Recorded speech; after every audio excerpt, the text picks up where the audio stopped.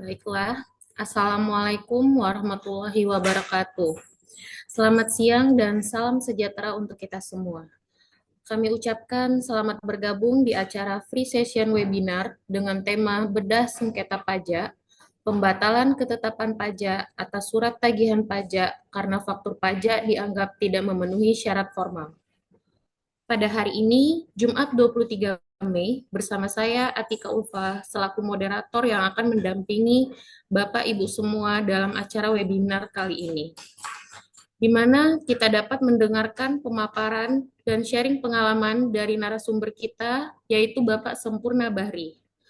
Beliau adalah seorang konsultan pajak dan akuntan publik yang berkantor di Kota Jakarta dan memiliki kantor cabang di Kota Padang. Bapak Sempurna Bahri juga kuasa hukum yang sudah sangat sering beracara di pengadilan pajak dengan berbagai macam kasus sengketa pajak, banding, dan gugatan. Beliau juga merupakan founder dari Sempurna Strategic Consulting atau SSC yang sangat concern di bidang perpajakan. Baiklah, untuk mengefisiensikan waktu, kepada Bapak Sempurna Bahri dipersilakan untuk menyampaikan pemaparannya.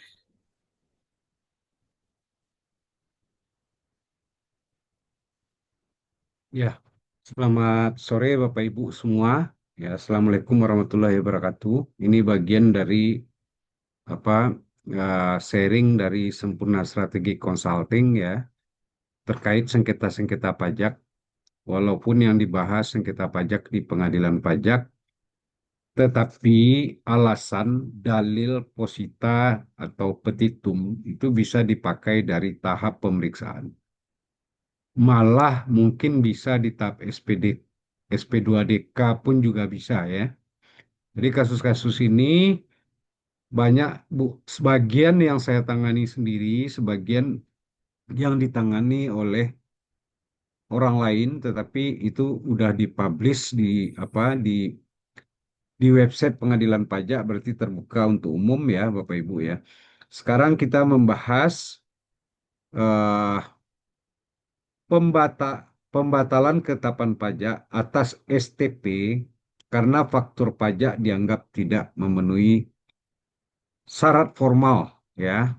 Jadi Bapak Ibu, jadi faktur pajak itu kan jelas namanya harus benar, NPWP-nya harus benar, lawan transaksi dan penjual harus benar, kelengkapan alamat segala harus benar. Jadi kalau itu tidak benar itu bisa dianggap cacat gitu ya, atau tidak memenuhi syarat formal. Nah, inilah yang kita bahas hari ini. Next.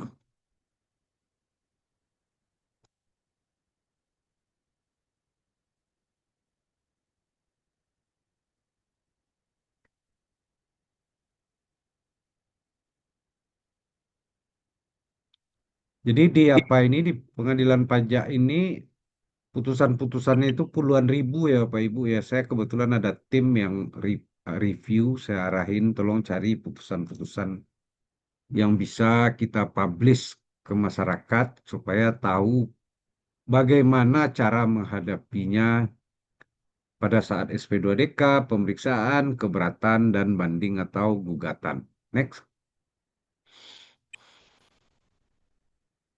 Nah, langkah awal yang harus kita pahami adalah apa perbedaan banding dengan gugatan. Banding harus dilakukan paling lambat 3 bulan setelah terbitnya keputusan keberatan dari Kanwil. Sedangkan gugatan terhadap pelaksanaan penagihan pajak, misalnya surat paksa, surat perintah melakukan penyitaan SPMP, surat lelang, surat cekal, surat blokir rekening, adalah 14 hari sejak tanggal pelaksanaan penagihan langsung digugat ke pengadilan pajak. Ya, kalau banding kan harus melalui keberatan dulu. Sedangkan terhadap keputusan lain bisa terkait apa terkait pasal 16 KUP ya terkait dengan eh, pembetulan bisa pasal 36 ya peninjauan kembali di tahap DJP ya atau putusan apapun dari DJP yang memenuhi syarat sebagai sebuah keputusan bisa dalam 30 hari sejak tanggal diterima keputusan digugat. Terkait pembayaran apa perbedaannya ya? Banding menunda pembayaran SKP, surat ketetapan pajak. Yang dibayar hanya yang disetujui pada minimal sebanyak yang disetujui pada saat pembahasan akhir pemeriksaan masih di KPP ya. Gugatan tidak menunda penagihan pajak. Jadi ini apa bagian penagihan di KPP tetap jalan kecuali kita mengajukan eh, di sidangnya kita mengajukan putusan sela supaya tindakan penagihan di stop dulu gitu ya sampai keluar putusan gugatan. Terkait sanksi putusan, banding ada sanksi 60% dari SKP yang belum dibayar ya. Sedangkan gugatan tidak ada sanksi. Next. Nah, bagaimana statistik sengketa yang ditangani oleh DJP selama tahun 2024? Terkait permohonan keberatan, ada 14.972 permohonan keberatan yang diproses. Terkait permohonan non keberatan 366.736 ya. Ini terkait dengan pasal 16 dan pasal 36 ya. Jadi 381.708 banyaknya totalnya. Sedangkan SP2DK yang keluar yang ditangani selama 2024 untuk WP strategis sebanyak 85.120 surat ya. Jadi yang dimaksud WP strategis itu adalah WP yang ada di KPP PMA dan KPP khusus gitu ya. Juga di KPP Pratama yang ditangani oleh Waskon 1 ya. Nah, ini itu termasuk dalam klasifikasi WP strategis. Sedangkan selebihnya WP kewilayahan ini ditangani oleh KPP Pratama sebanyak 497.336. Jadi jumlah SP2DK selama 2024 itu 582.456. Jumlah pemeriksaan surat ketetapan pajak kurang bayar 23.363. Jumlah pemeriksa restitusi 14.933. Jadi totalnya 38.296 selama tahun 2024. Jadi ini peluang Bapak Ibu yang menangani membantu wajib pajak bagi para konsultan pajak atau praktisi perpajakan. Next. Bagaimana terkait putusan pengadilan pajak selama tahun 2024? Total banding sebanyak 11.477 di pengadilan pajak yang ditangani. Gugatan 2.500, jadi totalnya hampir 14.000 ya. Dengan tingkat kemenangan wajib pajak terhadap banding 35,95% terhadap gugatan DJP menang 80,75% atau secara total dia 44% ya. Ini semuanya berdasarkan laporan kinerja DJP tahun 2024 ya. Jadi bukan saya karang-karang datanya ya. Next. Tempat sidang pengadilan pajak di mana? Di Jakarta itu gedung pengadilan pajak Jalan Hayamuruk nomor 7. Ini kantor pengadilan pajak sekaligus tempat sidangnya. Sedangkan di Jogja hanya tempat sidang aja. Ya, di gedung keuangan negara kantornya nggak ada di sini. Jadi hakim dibawa dari Jakarta ya, panitera dibawa dari Jakarta. Sedangkan di Surabaya juga ada gedung keuangan negara juga ya. Ini hakim dan paniteranya juga dari Jakarta. Next. Apakah wajib pajak harus hadir sidang? Jadi pada dasarnya yang harus hadir sidang itu adalah tergugat atau terbanding. Jadi kalaupun misalnya kita pemohon banding atau kuasa hukum nggak hadir, sidang itu tetap berjalan ya. Hanya kita kehilangan kesempatan untuk memberikan penjelasan tertulis maupun penjelasan lisan. Ya, next. Sekarang kita bicara dulu di dalam persidangan itu, dalam sengketa pajak apapun lah ya, mau dari tahap pemeriksaan, mau tahap eh, keberatan, tahap banding, gugatan, kita harus mempunyai tiga konsep ini. Dalil ya, dalil adalah alasan kenapa kita ya menolak SKP ya atau surat keputusan keberatan dari Kanwil. Alasannya apa? Harusnya di tahap keberatan ini udah ada. Alasannya apa? Buktinya apa? Atau keterangan yang digunakan untuk mendukung atau membuktikan suatu pernyataan atau keyakinan. Dalil dapat berupa argumen yang kita bangun bahwa kita tidak setuju itu kenapa? Fakta apa yang kita sampaikan? Ya, kita tidak setuju terhadap ke SKP atau keputusan keberatan atau data apa yang kita munculkan. Ini disebut dalil. Jadi ini harus jelas ya. Posita, posita gugatan adalah rumusan dalil-dalil yang berisi alasan, alasan dan dasar hukum dari tuntutan yang diajukan. Posita juga disebut fundamentum petendi. Posita merupakan bagian penting dalam surat gugatan karena menjadi dasar pertimbangan hakim dalam memutuskan perkara. Jadi kalau kita salah menyampaikan positanya juga bisa salah putusan hakim. Posita harus sesuai dengan petitum, tuntutan. Itu tuntutan yang dimintakan penggugat kepada hakim, misalnya membatalkan SKP, membatalkan surat keputusan keberatan misalnya, atau meminta supaya putusannya menjadi nol, tidak harus bayar misalnya. Fungsi posita memberikan dasar hukum dan faktual, memperjelas duduk perkara, membuktikan adanya hubungan hukum, membatasi ruang lingkup pemeriksaan sidang. Ya. Sedangkan petitum, gugatan adalah tuntutan atau hal-hal yang dimintakan penggugat kepada hakim dalam sebuah gugatan. Jangan ngambang petitumnya harus jelas. Petitum merupakan bagian penting dalam penyusunan gugatan. Jadi nanti dalam putusan hakim dia akan menerima atau menolak tuntutan kita, petitum kita itu putusannya ya, menerima atau menolak. Next, atau mengabulkan sebagian ya. Sekarang kita masuk ke sengketanya. Apa yang menjadi sengketanya? Bahwa penggugat atau WP mengajukan gugatan terhadap keputusan tergugat nomor KEP 05431 tanggal 8 Maret tentang pembatalan ketetapan pajak atas STP berdasarkan pasal 36 ayat 1 huruf C. Jadi pasal 36 ayat 1 huruf C ini adalah mengurangkan atau membatalkan STP yang tidak benar ya. Karena permohonan wajib dengan uraian bahwa penggugat telah menerima STP PPN nomor 068 tanggal 30 Agustus 2022 masa Maret 2021.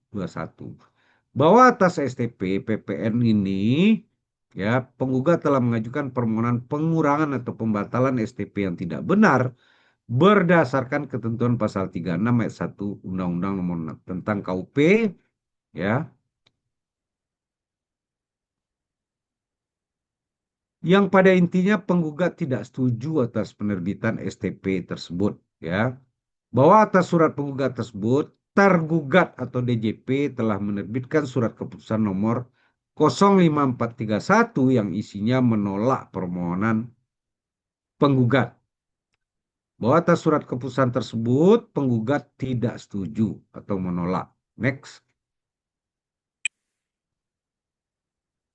Bagaimana dalil dan posita penggugat? Aspek formal.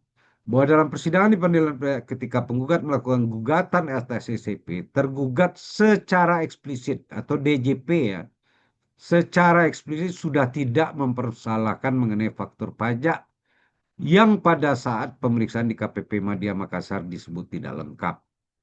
Hal ini dapat dibaca dalam putusan pengadilan pajak nomor ini, halaman ini yang menyatakan bahwa dalam persidangan tergugat secara eksplisit menyatakan terkait faktur pajak tidak ada masalah, Namun seharusnya penggugat mengajukan permohonan pengurangan atau pembatalan STP yang tidak sesuai terlebih dulu ke DJP sebelum mengajukan gugat. Bahwa menurut penggugat berdasarkan fakta di persidangan tergugat seharusnya menerima permohonan penggugat ketika mengajukan surat permohonan pengurangan atau pembatalan STP yang tidak benar, tapi hal ini tidak laku. Hal ini berarti tergugat tidak konsisten dengan pernyataannya di pengadilan pajak ya. Next. Bahwa terkait surat tagihan ini, STP ini, materi sama dengan SKPKB. Jadi pernah diajukan juga banding terhadap SKPKB ya. Poin yang sama. Masa pajak Maret tanggal ini yaitu faktur pajak dinyatakan tidak lengkap atau cacat.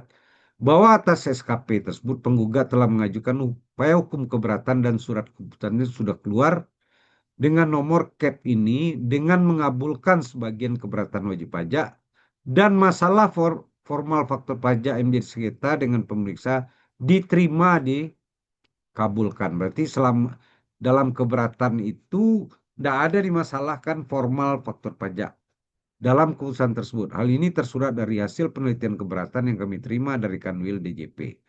Bahwa menurut penggugat, berdasarkan alasan di atas, seharusnya tergugat mengabulkan permohonan penggugat ketika mengajukan surat permohonan pengurangan pembatalan SPP yang tidak benar ya, karena sama. Tapi hal ini tidak dilakukan. Next. Bahwa selama proses penelitian terhadap permohonan penggugat dari tanggal 20 Maret 2000 surat permohonan masukan sampai tanggal 8 Maret 2000 keluarnya keputusan, tergugat sama sekali tidak pernah mengirimkan permintaan dokumen kepada penggugat dan tidak pernah memanggil penggugat untuk permintaan keterangan atau klarifikasi. Sehingga penggugat berkesimpulan bahwa proses penerbitan keputusan tergugat nomor ini tentang pembatalan ketetapan pajak atau STP karena permohonan wajib pajak tidak sesuai prosedur yang lazim dan bahwa tergugat tidak punya niat menyelesaikan masalah ini dan cenderung mengulur waktu untuk penyelesaian sengketa ini. Ya, yang nomor dua aspek material lagi ya, bahwa penggugat tidak setuju dengan tergugat yang mengenakan sanksi administrasi pasal 14 ayat 4 Undang-Undang KUP berupa denda terhadap semua faktur pajak keluaran yang diterbitkan penggugat pada masa pajak Maret 2021 yang nilainya sebesar 1% ya. Jadi kalau faktur pajak tidak lengkap dikenakan sanksi 1% kali 3 miliar 669 ya. Bahwa berdasarkan nama penggugat dalam ini selaku PKP penjual yang terdaftar pada database atau administrasi DJP sampai tanggal 2 Juni masih atas nama Koperasi Karyawan Sementonasa. Jadi ini masalahnya karena menurut DJP namanya harusnya bukan Koperasi Karyawan Sementonasa lagi ya karena aktenya udah berubah dan bukan Koperasi Produsen Karyawan Sementonasa sehingga nama PKP penjual pada faktur pajak keluaran masa Januari sampai Mei masih menggunakan nama PKP penjual yaitu Koperasi Karyawan Sementonasa. Jadi bukan pakai produsen ya bedanya namanya ya. Next.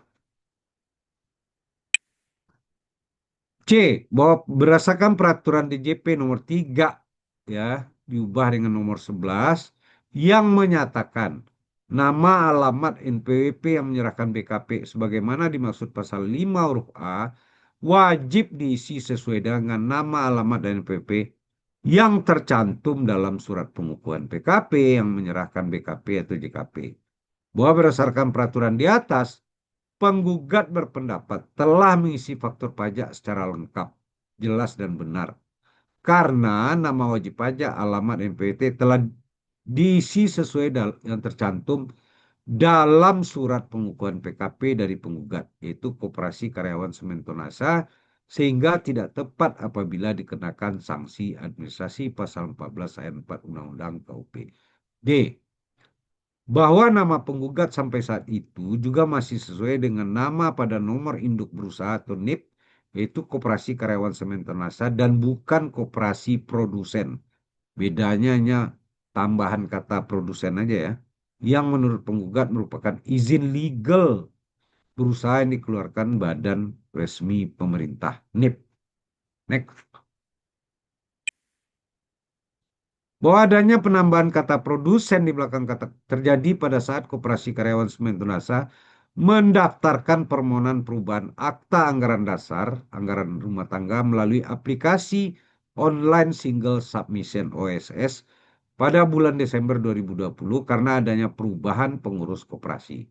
Penambahan kata produsen di belakang kata koperasi disyaratkan secara administrasi pada saat penginputan data ke aplikasi OSS. Jadi syarat OSS itu ya produsen ya. Apabila tidak dilakukan, maka pendaftaran akte koperasi ke sistem administrasi badan hukum, Sisminbakum tidak dapat dilakukan. Jadi perubahan nama tersebut semata-mata karena tuntutan administrasi pada saat pengurusan akta dan bukan karena adanya upaya penggugat untuk melakukan perubahan nama. F. Bahwa penggugat belum sempat melakukan permohonan perubahan data KPP Madya Makassar terkait perubahan nama tersebut sampai masa pajak Mei 2002 dan menurut penggugat bahwa tidak ada ketentuan dalam peraturan perpajakan yang mengatur batas waktu untuk mengupdate perubahan pada nama wajib pajak seperti yang penggugat alami. Sehingga sepanjang belum ada perubahan nama, maka wajib pajak masih gunakan nama PKP penjual seperti yang terdaftar pada database atau administrasi perpajakan DJP yaitu Koperasi Karyawan Semen Tonasa. Next. Bahwa berdasarkan penjelasan uraian di atas, penggugat menyimpulkan surat gugatan telah memenuhi seluruh ketentuan formal. Dua, bahwa tergugat tidak konsisten dengan pernyataannya pada saat persidangan gugatan STP PPN nomor ini berdasarkan putusan pengadilan pajak nomor PUT ini ya. Bahwa dalam persidangan tergugat secara eksplisit menyatakan terkait faktur pajak tidak ada masalah. Jadi terkait sidang gugatan ini menyatakan terkait faktur pajak tidak ada masalah. Namun seharusnya penggugat mengajukan permohonan pembatalan tidak benar sesuai ini terlebih dahulu ke DJP sebelum mengajukan gugatan ke pengadilan pajak ya. Bahwa tergugat seharusnya mengabulkan permohonan penggugat ya.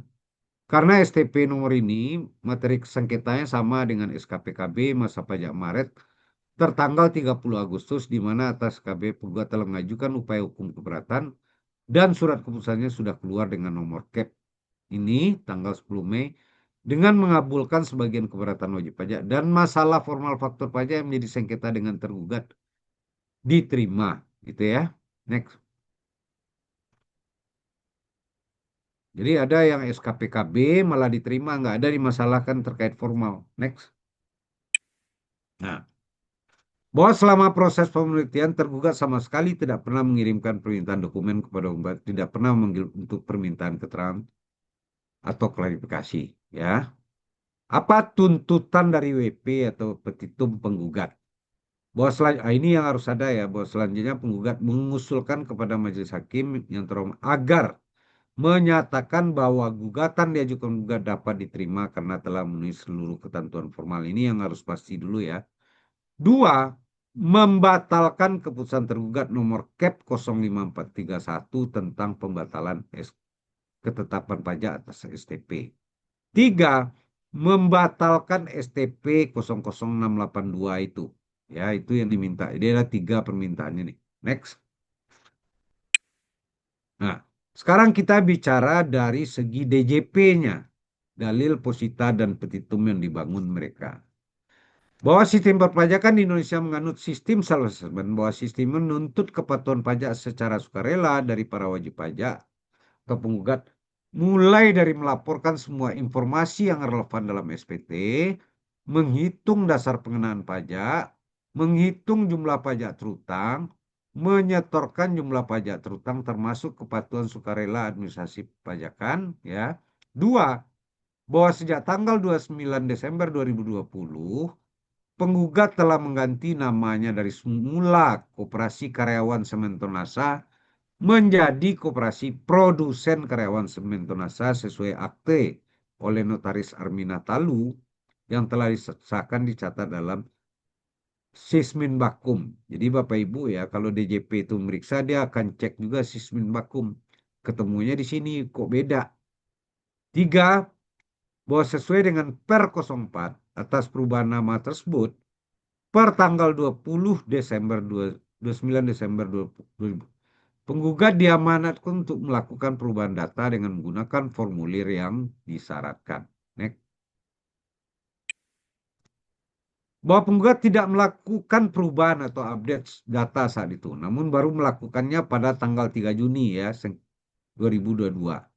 Bahwa dalam periode 29 Desember sampai 22 Juni penggugat masih menggunakan nama yang lama dalam penerbitan faktur pajak keluarannya, bahwa secara yuridis formal pada tanggal 29 Maret dengan akte nomor 74, subjek koperasi karyawan Semen Tenasa sudah tidak ada harusnya dan telah menjadi subjek baru, yaitu koperasi produsen karyawan Semen Tenasa. 5, bahwa rentetan peristiwa hukum berikutnya secara de jure, ya secara hukum sejak tanggal seluruh dokumen penggugat baik itu dokumen perpajakan maupun dokumen lainnya seharusnya telah teratribusi dengan nama koperasi produsen karyawan Semen Tenasa. 6, bahwa hal ini telah dijembatani oleh DJP dengan terbitnya Per 04, namun wajib pajak alpa melakukan update alamat. Ya, dalam surat gugatannya penggugat memperhalus dengan menggunakan frasa belum sempat.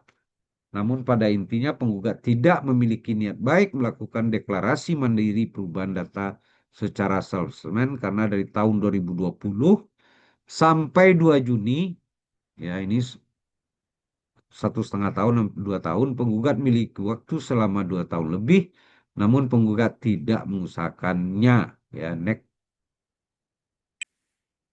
7, bahwa pasal 13 ayat 5 PMK 151 dan dengan tegas menjelaskan faktur pajak dianggap benar apabila mencantumkan antara lain nama yang sebenarnya dari PKP menyerahkan BKP 8. Bahwa karena penggugat pada masa pajak Januari sampai Juli menerbitkan faktur pajak keluaran dengan nama Koperasi Karyawan Semen Tenasa yang notabene nama ini sudah tidak ada legalitasnya sejak tanggal 29 Desember 2020, maka penggugat secara tidak langsung melakukan tindakan yang tidak benar karena memberikan informasi yang salah atau tidak lengkap dalam faktur pajak yang diterbitkannya.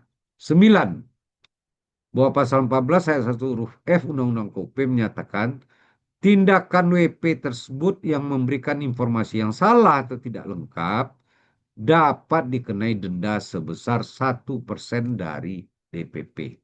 10, bahwa dasar hukum penggugat yang digunakan dalam argumentasi permohonan ketika memasukkan permohonan pengurangan atau pembatalan STP, ya, STP nomor ini baru berlaku pada tanggal 1 April 2022, sementara sanksi administrasi terbit adalah masa pajak Januari sampai Juli 2021, yang mana saat tersebut yang berlaku adalah peraturan di Per 04 tentang petunjuk teknis pelaksanaan administrasi NPWP, sertifikat elektronik, dan pengukuhan PKP. Next.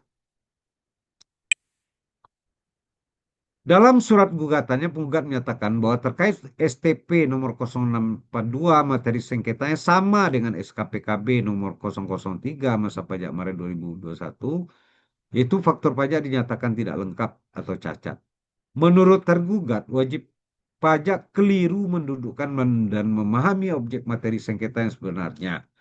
Dalam SKP tersebut, materi sengketanya adalah pajak masukan, bukan pajak keluaran yang tidak lengkap. Sementara dalam surat keputusan tergugat yang digugat, materinya adalah pajak keluaran yang tidak lengkap atau tidak benar. Dua hal yang berbeda namun dipersamakan oleh penggugat. B.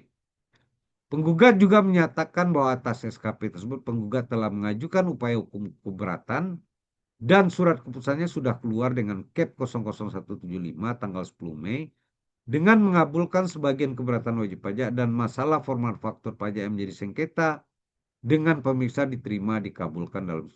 Hal ini tersurat dalam hasil penelitian keberatan yang kami terima dari Kanwil DJP Sulawesi Selatan, Barat, dan Tenggara. Next.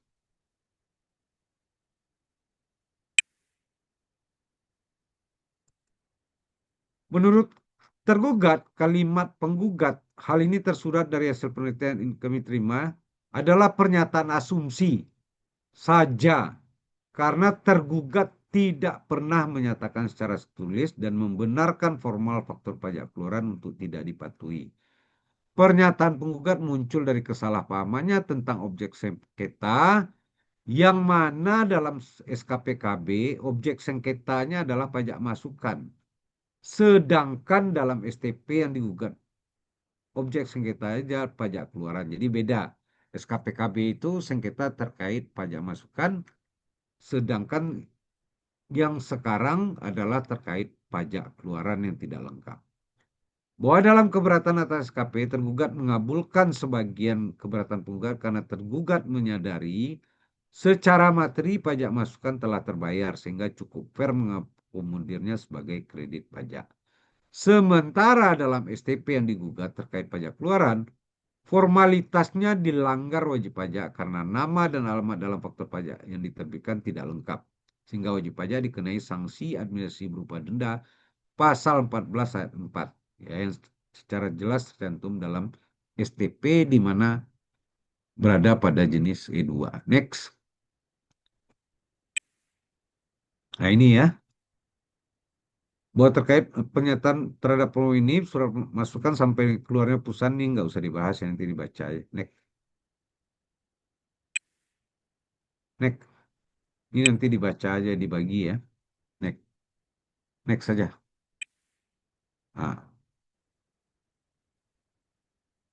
Nah, ini terkait dengan pasal 36.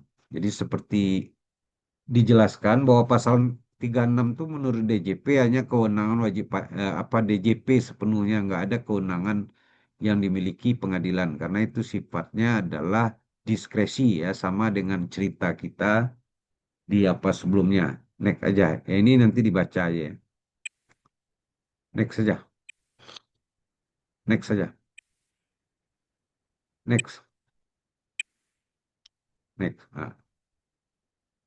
Nah, ini ya dia memberikan contoh bahwa dengan tidak mengurangi rasa hormat terhadap independensi yang mulia dalam memutus suatu sengketa bersama ini tergugat sampaikan beberapa putusan gugatan dari Pengadilan Pajak dan putusan PK dari Mahkamah Agung yang menegaskan kewenangan sepenuhnya DJP terkait norma yang diatur pasal 36. Jadi ada beberapa sengketa, majelisnya berbeda pendapat bahwa pasal 36 itu cuma milik DJP ya. Bahwa berdasarkan ketentuan tersebut tergugat pendapat bahwa berdasarkan ketentuan pasal 36 tersebut di atas, bahwa setelah terbitnya keputusan permohonan atau pembatalan pertama, penggugat masih bisa mengajukan permohonan pengurangan atas pembatalan kedua atas SKP atau STP dimaksud. Keputusan dapat diajukan gugatan sebagaimana dimaksud dalam pasal 23 KUP adalah keputusan yang bersifat final. Jadi ini pengajuannya baru sekali ini ya, pasal 361C ini ya. Nah, ini yang jadi masalah. Ada sebagian hakim menolak ya, sebagian nerima. Next.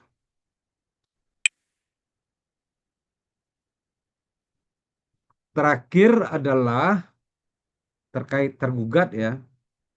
Jadi ini C ini dia menganggap karena baru sekali diajukan, bukan dua kali, karena di kata-kata KUP-nya kan bisa dua kali. Pengadilan pajak merupakan pengadilan khusus dalam lingkungan PT UN sehingga berdasarkan ketentuan pasal 48 Undang-Undang Peratun ya PT UN, permohonan gugatan diajukan penggugat atas keputusan ditulis oleh DJP yang merupakan PT UN tidak dapat dipertimbangkan karena penggugat belum menggunakan seluruh upaya administratif untuk menyelesaikan sengketanya. Berarti dia mengajukan pasal 36 itu baru sekali. Tapi ada hakim yang membolehkan menggunakan pasal 36 itu satu kali, ada hakim yang tidak. Jadi majelis hakim itu kan ada 40 ya, bisa beda-beda putusannya. Tanggapan atas petitum atau tuntutan penggugat.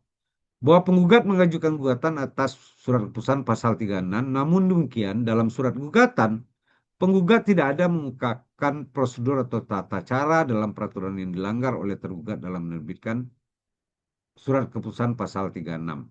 Penggugat hanya menyampaikan alasan terkait materi atau perhitungan dalam SKP atau STP. Dua, bahwa gugatan atas SKP pasal 6 Surat keputusan pasal 36 ayat 1 KUP seharusnya memuat fakta-fakta terkait prosedur formal. Jadi menurut dia pasal 36 itu hanya terkait prosedur, jadi bukan terkait materi.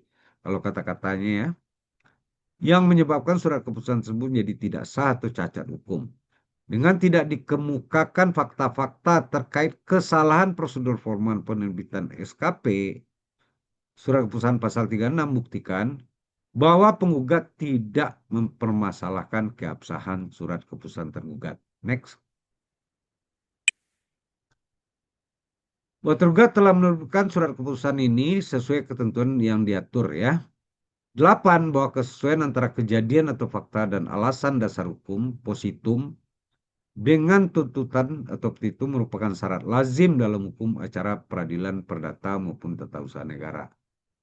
Positum yang disampaikan dalam surat gugatan akan menjadi dasar bagi majelis hakim dalam memutus petitum penggugat. Apabila terdapat ketidaksesuaian antara dasar hukum atau positum dengan tuntutan petitum, maka gugatan menjadi obscur libel atau tidak jelas. Ketidaksesuaian antara objek gugatan dengan petitum juga dapat menyebabkan gugatan menjadi obscur libel atau tidak jelas sehingga menyebabkan gugatan tidak dapat diterima. Next. Kesimpulan dan usul. Bahwa berdasarkan penelitian surat gugatan data dan dokumen di atas, maka disimpulkan surat gugatan ini berdasarkan penelitian sementara dan sesuai data yang ada menurut tergugat telah memenuhi ketentuan formal. Ya. Namun demikian, dari materi gugatan dapat disimpulkan penggugat keliru melihat asal muasal pokok sengketa dan menyamakan dengan asal muasal pokok sengketa pada SKPKB. Jadi harusnya itu SKPKB itu terkait pajak masukan, sedangkan yang dimasalahkan sekarang adalah pajak keluaran ya di STP. Next.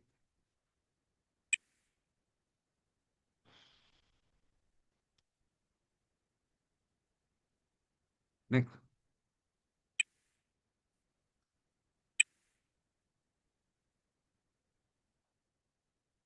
Bahwa formalitas yang tidak dipenuhi penggugat dalam faktor pajak adalah bagian nama koperasi karyawan semen yang notabene nama ini sudah tidak ada legalitasnya.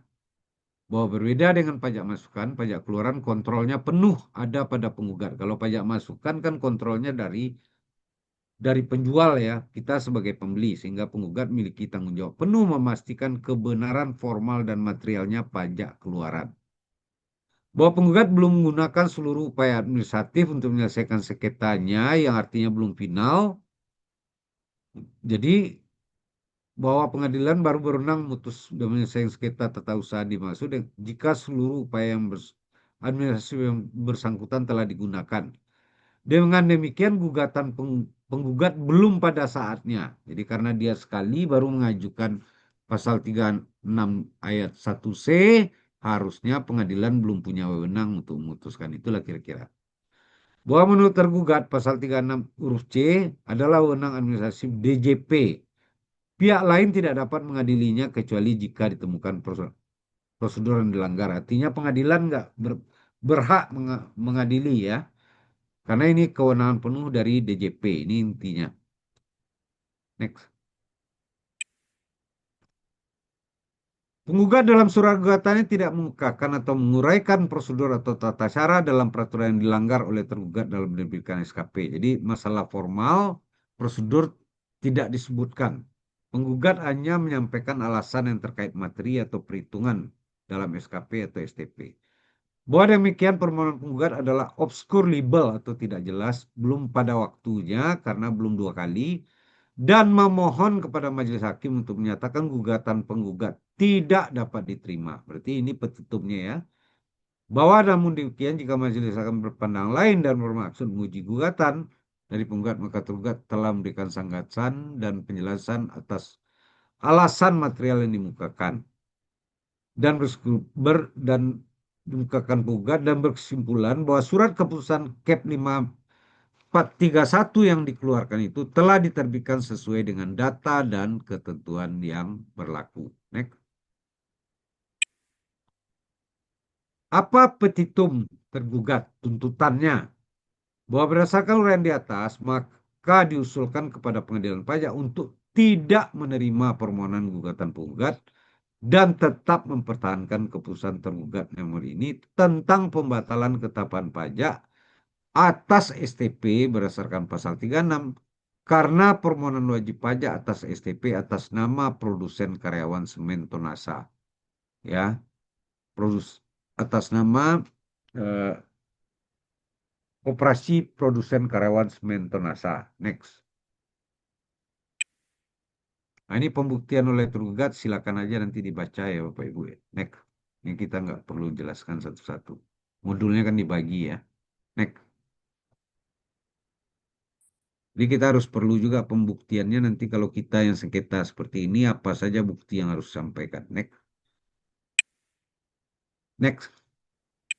Nah, sekarang kita masuk ke pertimbangan majelis hakim. Terkait kewenangan pengadilan pajak. Tadi kan dibilang pengadilan pajak tidak berwenang karena penggunaan pasal 36 itu baru sekali kan itu ceritanya. Bahwa objek sengketa merupakan keputusan tergugat nomor ini tentang pembatalan ketetapan pajak pasal 361 karena permohonan wajib pajak termasuk sengketa sehingga berdasarkan ketentuan pasal 31 ayat 1 dan ayat 3 tentang pengadilan pajak merupakan kewenangan pengadilan pajak. Yang kedua, pemenuhan ketentuan formal bahwa surat gugatan dibuat dalam bahasa Indonesia, ditujukan pengadilan pajak, diajukan masih dalam jangka waktu 30 hari sesuai dengan pasal di bawah, telah memenuhi ketentuan formal. Next.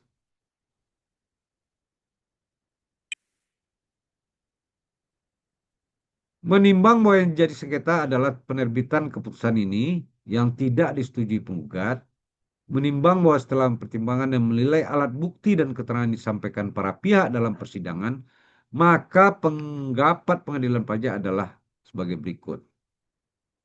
Tergugat menyampaikan kronologis sengketa adalah tanggal 29 Desember nama penggugat berubah dari Koperasi Karyawan Semen Tonasa menjadi Koperasi Produsen Semen Tonasa berdasarkan akte notaris Arminah Talu, ya. Next.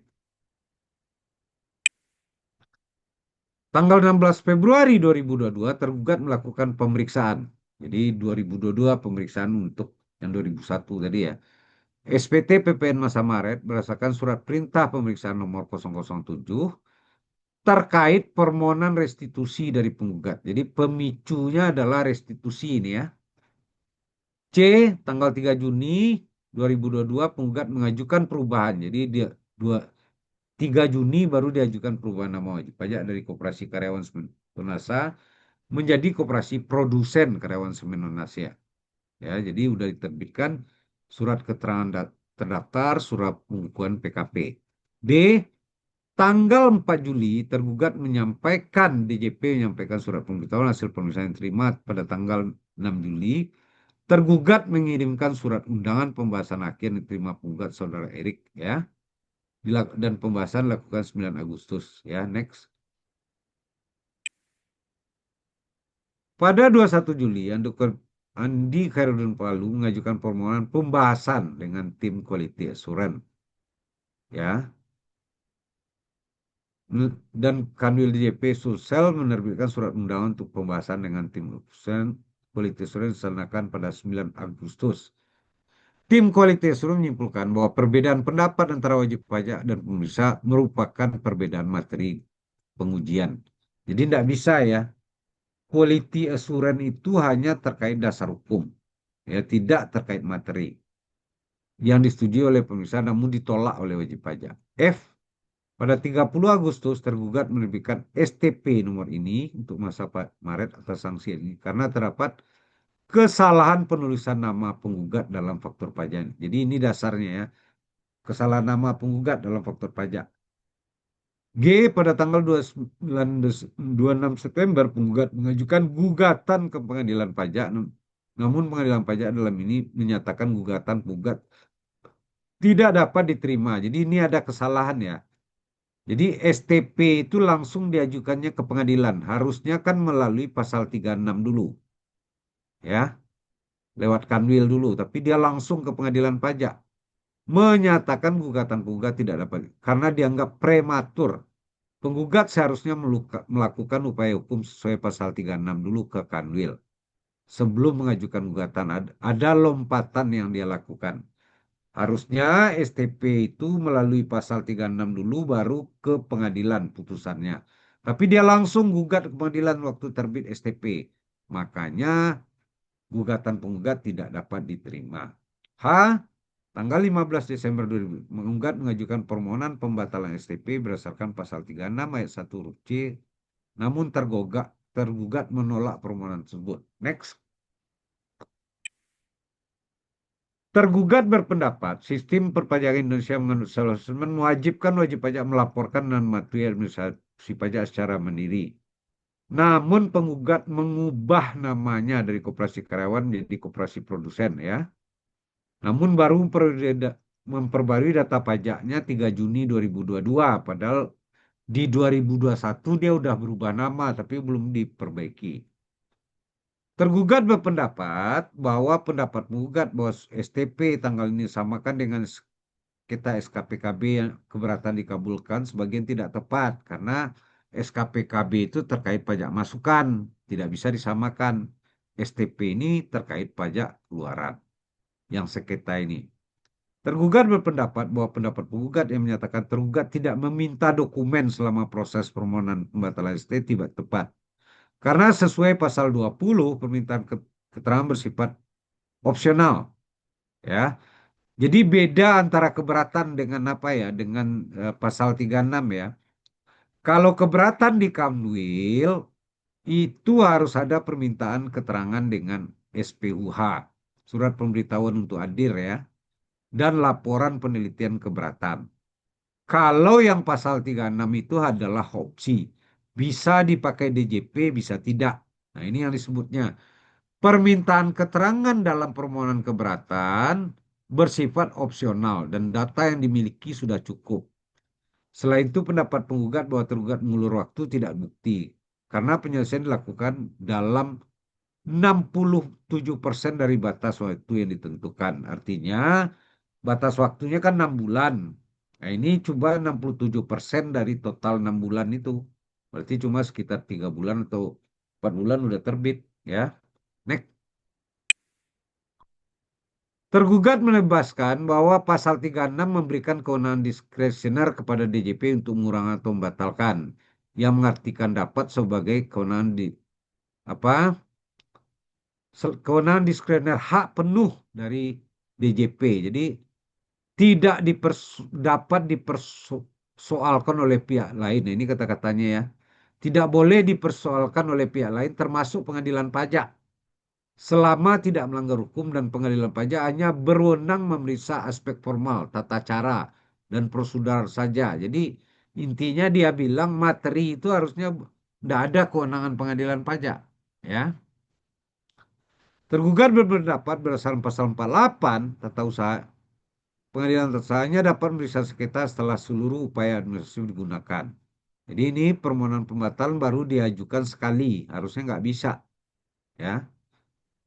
Tergugat berpendapat berdasar pasal 53 Undang-Undang PTUN, pengadilan hanya berwenang menguji aspek legalitas rehmatic head, bukan kebijakan, ya, dogmatic head, ya, jadi kebijakan yang dilakukan DJP, ya, seperti yang ditegaskan oleh SF Marbun, ya, bahwa pengadilan tidak boleh menilai kebijakan pemerintah kecuali jika keputusan tersebut bersifat sewenang-wenang, ya. Termasuk konsep Tutsing Gordon yang juga menegaskan bahwa pengadilan hanya boleh menilai keputusan pemerintah dari aspek legalitas, bukan kebijaksanaan atau efisiensi termasuk keputusan yang diambil oleh DJP. Next. Tergugat menjelaskan bahwa surat keputusan tergugat ini ya telah diterbitkan sesuai peraturan dan perundangan karena penggugat belum menempuh seluruh upaya administratif baru sekali mengajukan maka gugatan menjadi obscur liber dan tidak dapat diterima ya. Menimbang bahwa penggugat dalam persidangan menyampaikan penjelasan alat bukti dan hukum, penggugat mengajukan gugatan dengan alasan bahwa tergugat meskipun dalam putusan pengadilan pajak nomor PUT 179 telah menyatakan faktur pajak yang dipersembahkan tidak lagi menjadi masalah, tetap menolak permohonan pembatalan yang diajukan penggugat, sementara sengketa STP ini sama dengan SKPKB yang keberatan yang telah dikabulkan. sebagian. Namun permohonan pembatalan STP tetap tidak dikabulkan dan selama proses penelitian permohonan pembatalan SKP, tergugat tidak pernah meminta dokumen. Sehingga penggugat menilai keputusan tersebut tidak sesuai prosedur dan terkesan mengulur waktu. Next.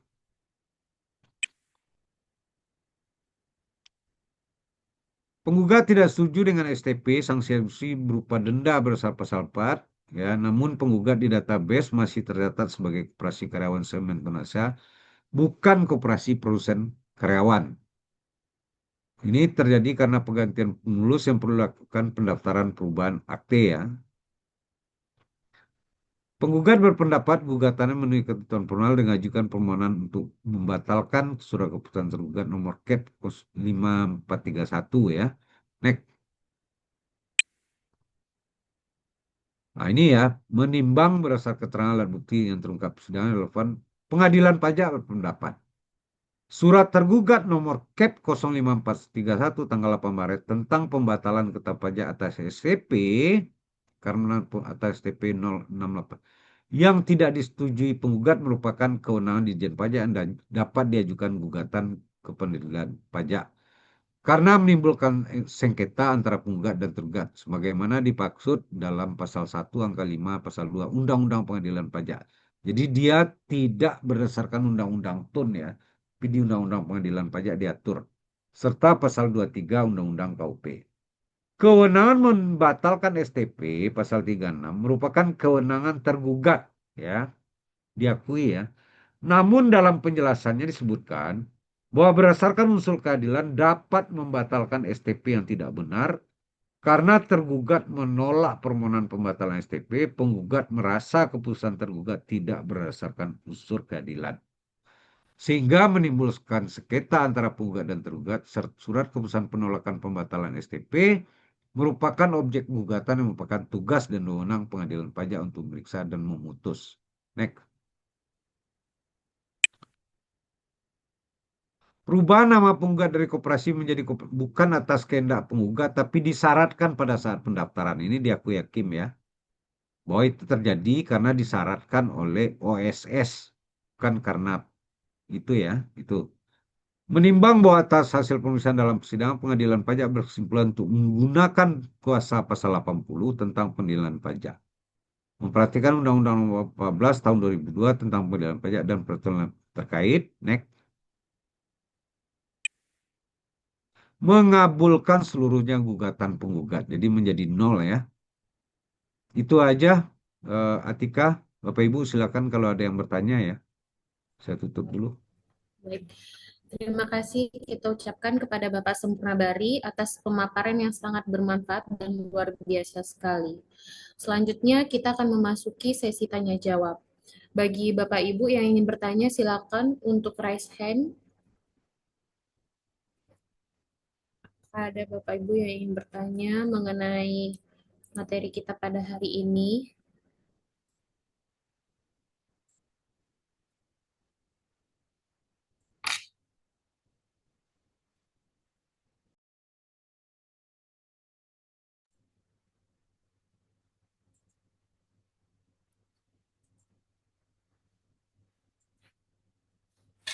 Ya, kita persilakan kepada Bapak Ibu yang ingin bertanya.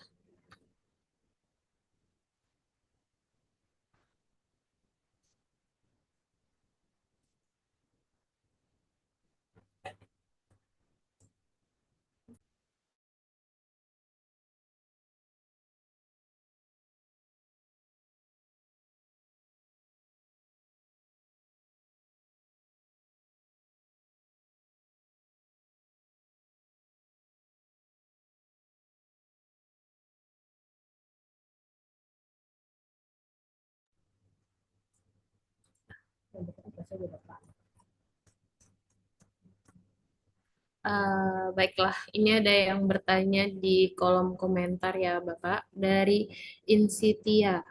Siang Pak, saya mau bertanya, bila kita terima PPN masukan dan kita kreditkan dari vendor, tetapi vendornya ini kena buper karena vendor terima PPN masukan yang fiktif. Apakah kena pasal tanggung renteng meski kita sudah bayar lunas BPP plus PPN?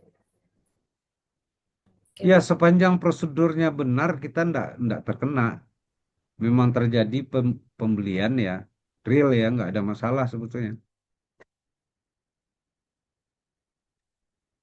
Kan kita pembeli ya, sepanjang betul barangnya ada, barangnya dijual, kita beli, kita bayar, kasih faktur pajak masukan, sepanjang kita tidak ikut terlibat apa ya, pidana pajaknya ya, merekayasa transaksi.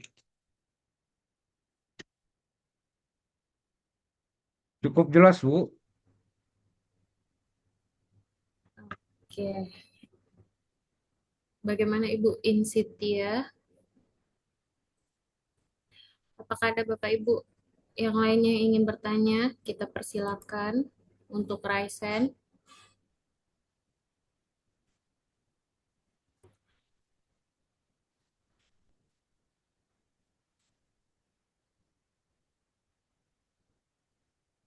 Oke. Bapak, ini kata Ibu Insitianya berarti tidak kena PPN. Tanggung renteng ya Pak selama prosedurnya jelas. Ya, sepanjang apa, sepanjang itu ndak ada, artinya kita benar-benar transaksinya nggak apa-apa.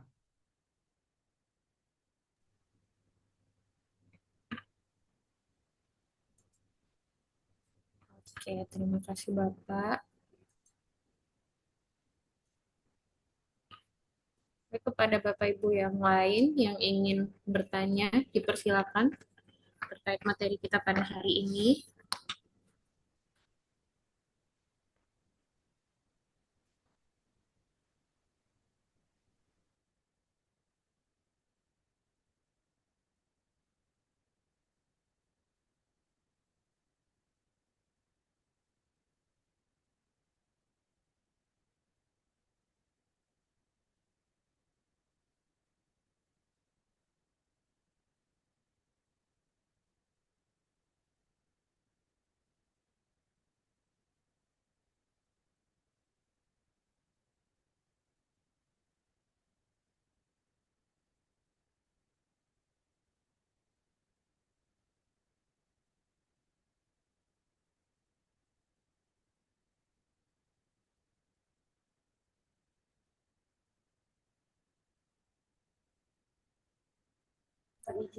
Ya, Bapak Ibu, bagaimana? Apakah ada lagi yang ingin bertanya?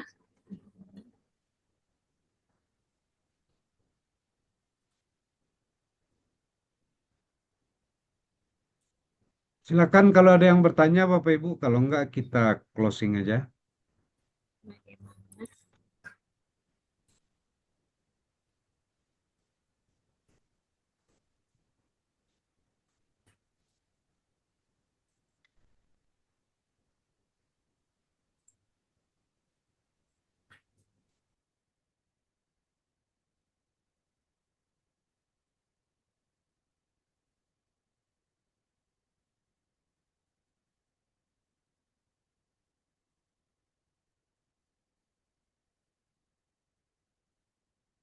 Kalau nggak ada, di closing aja, Mbak.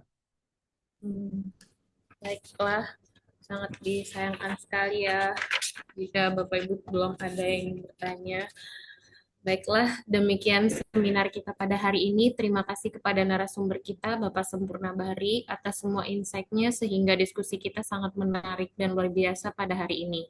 Semoga ilmu yang telah disampaikan dapat bermanfaat dan bisa diimplementasikan oleh seluruh peserta. Saya Atika Ulfa, selaku moderator, mohon pamit undur diri dan juga mohon maaf atas segala kesalahan. Terima kasih atas atensi dan partisipasinya. Mau dokumentasi nggak ya? Assalamualaikum warahmatullahi wabarakatuh. Wabarakatuh. Baik, sebelum kita close, mungkin kameranya bisa dihidupkan Bapak Ibu untuk kita dokumentasi foto.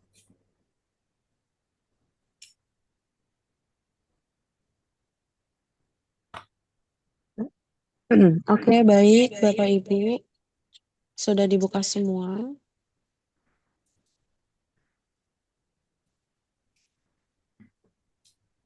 Oke, baik.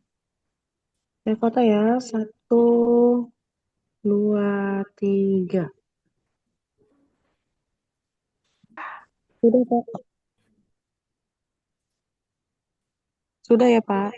Ya, ya, ya. Sampai ketemu ya Bapak Ibu ya. Salam sehat semua. Terima kasih, Pak. Nanti Terima kita kasih, lanjut tanggal Pak. Ini Pak. 13 lagi minggu depan. Minggu depan apa Idul Adha, jadi tanggal 19